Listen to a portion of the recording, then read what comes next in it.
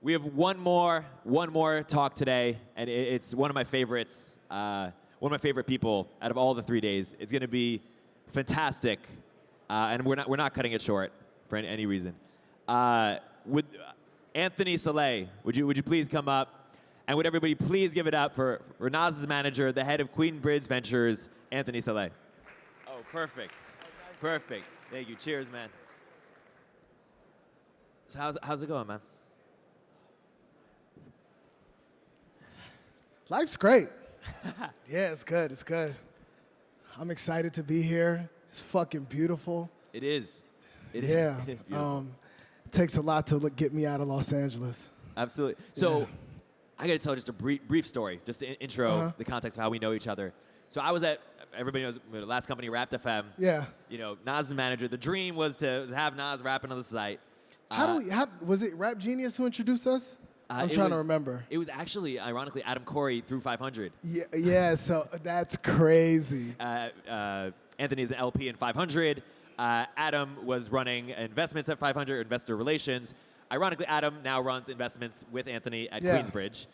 He connected us, and I told you about Wrapped FM, and you listened very kindly, and quickly came to the conclusion that it was not a business you wanted to invest in. Yep.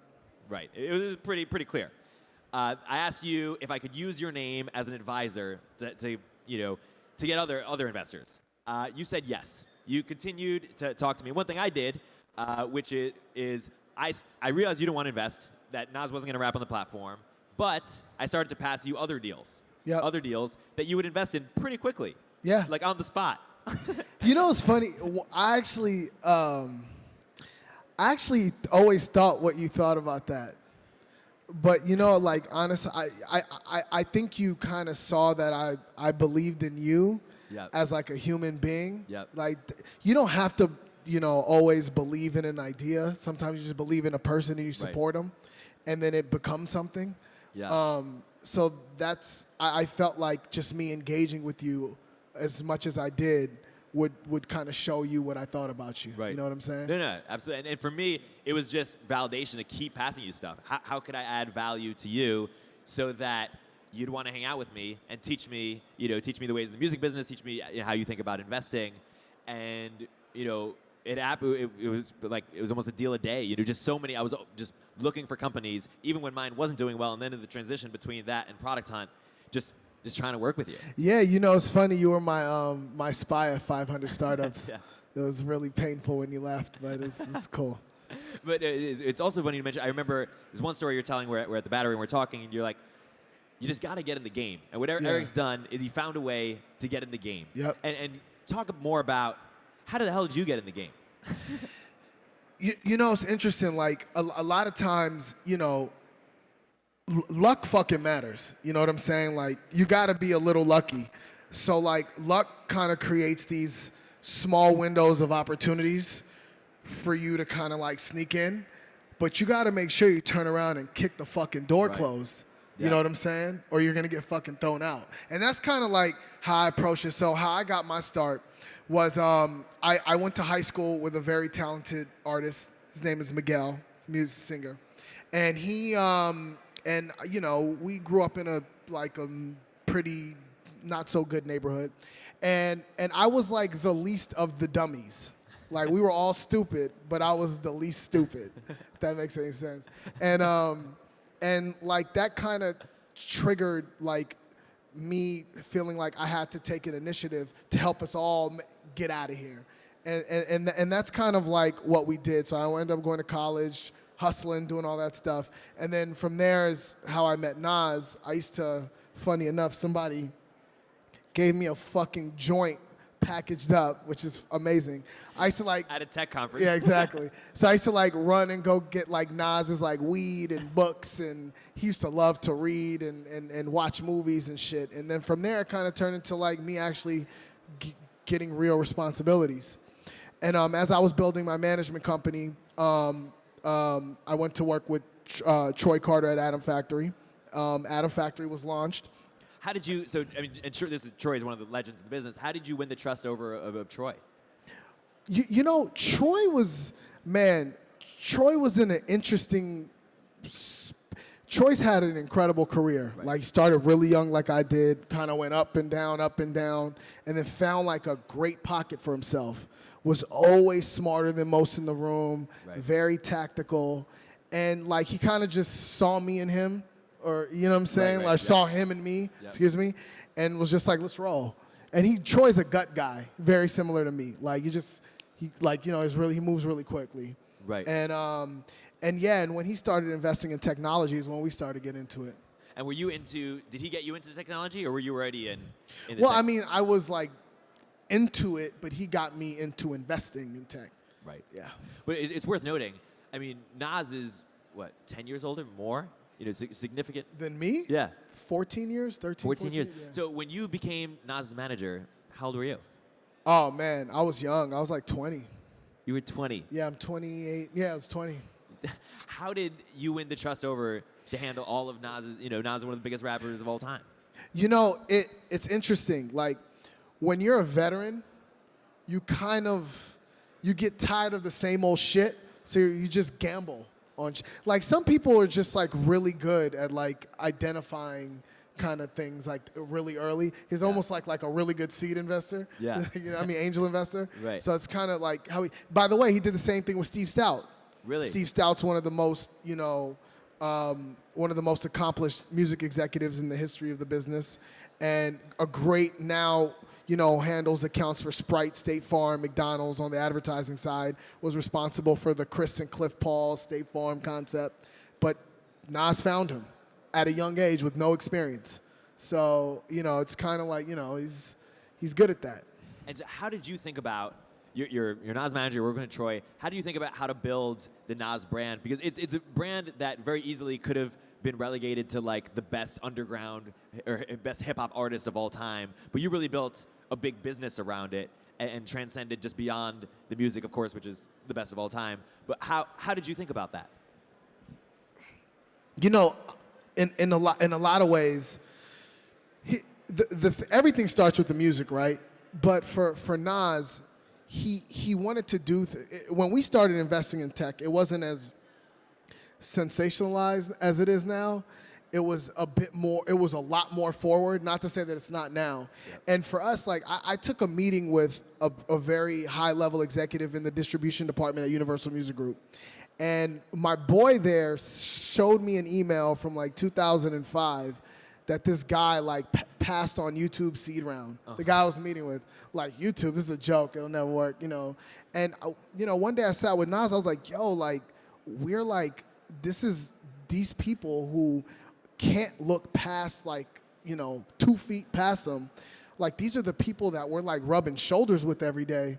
What are we getting from them? You're supposed to hang with people who like make you better, and they're making us worse. And when Troy used to like talk to me about tech and like who he was hanging with and what he was doing, I was like, that's what we need to do. So Nas and I took it as like a way of, we basically paid to expand on our Rolodex. So that's kind of like, but in the beginning, we actually try to do the sweat equity, play. And no good founder gives sweat equity to a celebrity for some leverage. Like, to me, I think it makes you look really weak if you do that. So talk more about this pay to play. How did you go about picking the first companies? How did you think about, I'm going to build a portfolio over a long period of time, and I'm going to get in this game, the tech game? Honestly, I just did what I thought what I liked. I was like, oh, this is cool. I like this. This is cool. I like this. We started getting more and more technical as time went on. Like, we did we did a lot in Bitcoin, and we dibbled and dabbled in healthcare, but for the most part, consumer things like Lyft or the fancy things that you can easily kind of understand. Rap Genius, right? Something we can very easily understand. Yeah. So that's kind of how we started. And as an angel, right? Yeah, and then as angels, and so then as your own money. Huh? So you're risking your own money. Oh, we went for it. Let me tell you, you can't learn unless you put some of your shit on the line. Like, to me, I could have never survived. I could have never raised a fund or like looked a dude in his eyes and say, give me this X amount of dollars, I'm gonna fucking go kill it for you, without feeling like like that feeling of, oh shit, I just doubled down on this, and if I lose it, I'm fucked. Like, you have to feel that, in my opinion, to be a really good investor. And was there ever a point where you thought, I'm losing, fuck this tech shit, I'm out? It's too early to tell. I'm sure I'll get there at some point. It's 5 years. Yeah, it's true. So you've just had some good bets. So far, I've been incredibly lucky. I've been a lot of really good people, not even on some like entertainment, like dick riding shit. Like, a lot of good people have been really good to us, like just helping us, because we're students of it. Like, we respect the craft of an investor the same way anyone would respect my craft as a manager. So we take it very seriously. So when like someone passes me a deal, I want to understand why they're doing it. Like, what are they seeing that I'm not? I have questions for them. I have questions for the founders, because I want to understand everyone's process. Because, you know, how I've always learned, you know, obviously life experience is one thing, but you kind of, you know, you collect a lot of people's thoughts throughout your life. Your family, your friends, your this, your that, and you kind of let it just kind of circulate in your head, and that becomes kind of who you are. Right. So that's the same way I digest other investors' processes. And what are the biggest mistakes you see founders make, or what can you tell founders who are looking to approach you, looking to approach Nas, and work with you in any capacity? Honestly, I think arrogance is like at an all-time high these days. You know, like I very rarely, people very rarely tell me no. And people, you know, but there are people who tell me no. And I think, like, for us, we're pretty good at like passing on deals. Like, we'll say, hey, we're not in, or hey, we're in. I kind of think founders sometimes, when they have a hot hand and there's so much inbound interest, a lot of times they do a really bad job of managing the process. Right. And you have to understand something. Just because your seed round's hot doesn't mean your A is going to be hot. And just because your A is hot doesn't mean your B is going to be hot. And you got to kind of find a way to, you know, to politically kind of deal with that, because you don't know when you're going to need someone again. The other thing, too, is, you know, people are spinning out and leaving to start their own funds and things like that. You don't know who at a firm you're going to, like, rub the wrong way and may need one day. And this may not be this may not be your only company. You may have 2 or 3 startups. So I think founders have to, the excuse I hate the most is, I hate when founders tell me, you know, like, I need to stop fundraising so I can focus on my business. Fundraising is part of your fucking business. Like, you know what I'm saying? Like, yo, what the fuck are you talking about? Mm-hmm. So it's like, so to me, you got to do a better job of managing that process. So what should they be saying? As far as what? Instead of fundraising, you know, I'm heads down right now. How should they manage that process? Should they just say you're in or you're not in? Should they, you know, be more clear? Yeah, what they should do is obviously be transparent. You know, they have to, you know, there has to be 2 deadlines in your head. The real one, and then the one you tell investors. But you have to be incredibly clear throughout the whole process, so no one's being rubbed the wrong way. I had a company one time, you know, say, hey, we're going to get back to you when we're ready to close, and then would hit me up and said, hey, we're closing tomorrow, like 2 months later. And I'm like, yo, dude, like, that's not even, you know what I'm saying? Like, so like, create a timeline for yourself. Let all inbounding interests understand that, or once you've selected your investors, you know, let them understand what the timeline is, and kind of, like, you know, walk it through. Chamillionaire being an EIR now, Carmelo starting a fund, Kobe's going to start a fund.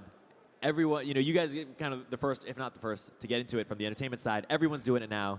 What do you think about that? What is everyone going to think about that 5 years out from now, 10 years out from now? You know, it's funny because the music business is incredibly competitive. Now, I'm not saying tech isn't competitive, but there's a lot more collaboration, you know? Yep. Like, for example, 2 artists wouldn't sign a new artist together, but 2 firms would lead around together, right? Yep.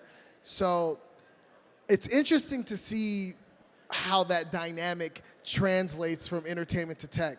With us, we're kind of cool, but a lot of how I operate is a direct reflection of Nas. Nas is a very easygoing guy, nice guy, respectful, wants everybody to win, cool.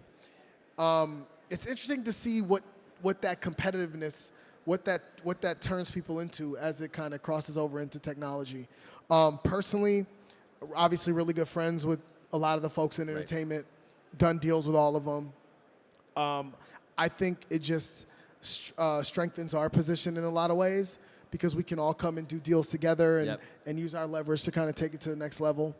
And the thing that I love most about entertainers jumping into tech is I've been telling people for the last 5 years, you can't just show up to the front door of a company and say, give me 5% and I'll tweet about it and Facebook about it.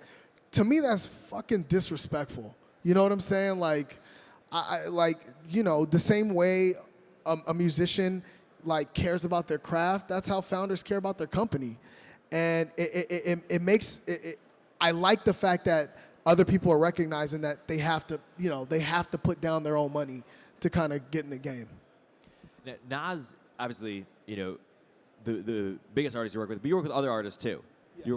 You just signed Future recently. Yeah, so I've been with Future for 7-8 months now. I'm kind of in this weird place where I obviously have the ability to grow my business, but I really enjoy investing. Right. So I'm trying to create that balance between both. And let's just say Future, as an example. You took him on 8 months ago. How are you talking to him or other artists that you work with about building their kind of career outside of not just in music? So, Future's interesting. Future just wants to make strip club music right now. He ain't get it out of his system yet, but he'll get there. Got it. Well, how about a new artist you take on who asks for your advice? He's a superstar artist. How do you make money in music today that's not just music? So to me, if it's a new artist, it's only music. Got it. There has to be a foundation for who you are as a person. Like, I don't work with musicians who want to be business people first. Got it. I work with musicians who want to be artists first. Okay, so let's take an example. We just had G-Eazy on stage. He's blowing up. He's got a lot of buzz. Let's just say you were managing hypothetically. He's super open-minded to doing things beyond music, but he's music first and foremost. How are you thinking about the arc of his career? Well, he's a relatively new artist. The one thing about G-Eazy that I will say is he built his base on tech tools, right? So I think if there are tools around, if there are tools that can help his music, I would put him into those type of things. But for him, in my opinion, for him to take it, for him to look at it the way Nas does, or the way Ashton does, or the way or the way Mello does, in my opinion, I think it's just too early. Got it. So let's take a better example. Childish Gambino. Yeah. If you're his manager, what are you doing? Well, I mean, shit, that guy's fucking talented. Yeah.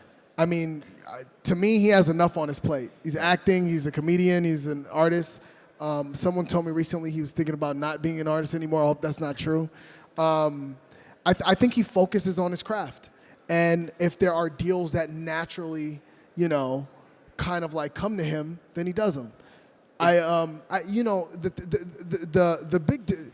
thing with young artists is that, listen, there are a lot of major artists. I can name a few, like DMX, Nelly, Ja Rule, guys who are larger than life, who don't exist anymore. Like, to me, I think the way to really create staying power is to hone your craft, own it, drive it down, like double, triple, quadruple down, create a base that won't break, and then throw on the suit and kind of go do some shit. And you think they just pre-optimized, or they went to they didn't double down on their craft, or what do you think those examples, for example, don't have? Yeah, I mean, yes. When you're chasing, I think the reason why guys like Snoop and Nas are still around is because it was never seen that they were ever chasing money. Right. You know what I'm saying? It kind of just happened for them. And I think that's how musicians, ease into the role of being a businessman. They focus on their craft, they allow their craft to develop, and they allow business opportunities to naturally come to them. If you could manage any hip hop artists right now outside of kind of the obvious Jay and Kanye, but who's maybe a star, maybe someone like Chance the Rapper, up and coming, super exciting, who would it be? So it has to be a rapper? Pick one rapper, and you could also pick one non-rapper too if you want. All right. Selfishly, I really want to manage Florence and the Machine. Oh I'm a my huge God. Florence Welch fan. She's amazing. She's the shit, yeah. Can you make that happen? No, I wish. Okay.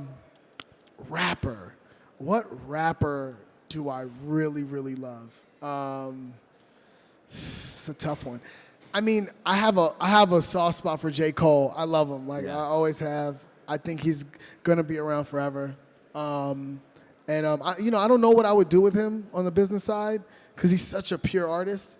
But watching him kind of like grow, I've known him for a while, it's been really dope. Absolutely. And one thing also worth noting about, you're so like down low. You're like the person who's doing the most shit that the least amount of people know about. And I mean, your Twitter handle is dude bro with a 0. You keep it so humble around all these larger than life characters. Are you just kind of, is that your, but in person you're obviously, you're such a big personality. Why have you kept such a public profile that's low, and do you think that's going to change over time? Great question. So I always tell my artists, I'm not the star. And that's how I prove to them. I think a lot of executives get really caught up in trying to be the star, and I think it derails, a lot of their progress and impedes on a lot of what they could be doing to change, their artist's career. Because what ends up happening is your ego actually starts like coming into play when you're like negotiating on behalf of your artist or when you're speaking to your artist. So I take the total opposite approach. I'm like, I fully focus on business. I only care about the well-being of my clients and obviously my family and friends. And that's it. I treat this shit like, like a plumber treats his job. Go home, fucking do what I do, come back, fucking turn on TV, watch some like, Law and Order SVU, some shit like that, basketball, football. And that's it. I hang out with my family. I've had the same friends for 20 fucking years. Like, that's how I roll. You know what I'm saying? Mm-hmm. And I feel like I don't see it changing because, like, I think that's how people go crazy. Right. You know what I'm saying? Like, I don't do drugs. I don't have any weird addictions. Like, and I think a lot of that has to do with the fact that I have a lot of realness around me as far as, like, my everyday process. And also worth noting, I mean, you have the management side, you have the investing, but you're also involved in other endeavors too. Can you talk about the magazine, the fashion stuff? Yeah. So we relaunched Mass Appeal as a full media company and a record company, which we're incredibly excited about. I also do corporate development at C3. They own and operate Lollapalooza and Austin City Limits, along with Counterpoint and Blues Fest and a few other festivals. So yes, I'm involved in a lot of different things, but at the end of the day, music is my first passion, and I feel like I'll always be in the game. Is there something that you want to be doing on a high level eventually that you're not already doing? This is gonna sound really weird, but I always wanted to be a math teacher. Wow. I don't know for what grade or something, but like just for like, so I have a degree in mathematics, and I know it sounds kind of crazy because I'm like hanging around with like rappers and shit, but I actually know a little bit about something, and I want to teach kids math. Like I want to teach kids in my old neighborhood math. That's like what I always wanted to do. That's weirdly. Amazing. Like I don't know if it's elementary or if it's middle, wherever like whatever maybe it's middle school, because I feel like middle school is like the breaking point for kids. Like if they get out of there alive, like they're all right, mm-hmm. Right? You should have in the future a program with you and Nas, giving back in terms of encouraging STEM and math in schools. Yeah, I mean, well, I know you're doing something right. Well, we were investors in General Assembly a while back, and which we're pumped about. We're also investors in this education program called Koru, which is much higher level. Yeah. But for us, we're just trying to build our chops, so we're in a position to really make an impact when we help kids. Like we do things here and there, like, and not a lot of it is publicized, but like we don't feel like we've arrived when it comes to that. And a lot of it has to do with the fact that, you know, Nas is really strategic about it. You know what I'm saying? He wants to, he's very calculated about how he helps people. Right. I think he wants to make sure it doesn't dilute his brand and make sure not spread himself too thin. Yeah. And as you're making this calculus about whether I spend more time with managing artists or investing or even other ventures, is it part of it that just the music industry isn't what it once was? Or are you optimistic about music? No, the record business is suffering. The music business is on fucking fire. Got it. Yeah. I mean, artists never made this much money on the road. You know, like, it's easier to tour now because there's so many soft ticket plays like festivals, and like, you know, artists are starting to come together and do bigger tours together. People are a lot more strategic about it. People are taking it more serious. Yes, you know, records aren't selling, but you know what? It's easier. Like, what's the goal? Is the goal to sell as many records as possible, or is the goal for everyone in the world to hear what you're doing? Right. You know what I'm saying? Like, especially as a manager, I don't care about record sales. I care more about, like, has everyone heard our shit, even if they've downloaded it for free? Because that's going to turn into us having more of a social influence on people, us being more attractive to brands, us being able to sell more tickets, sell more merchandise. I think I look at the music business as a whole as I'm a very glass half full guy, right. And especially with the music business, I'm for it all the way. We're gonna go in a sec, but a couple last questions. Do you ever see yourself not in the background? You know, you're 28. There's a lot of time, but manager's inherently kind of a number two. When the number one is so big, obviously it's great. But do you ever see yourself kind of changing or you know, having a public presence or being the? How do you feel about that question? I would only do it if there was like a social aspect to it, but I don't have any aspirations to like need security or something. Right.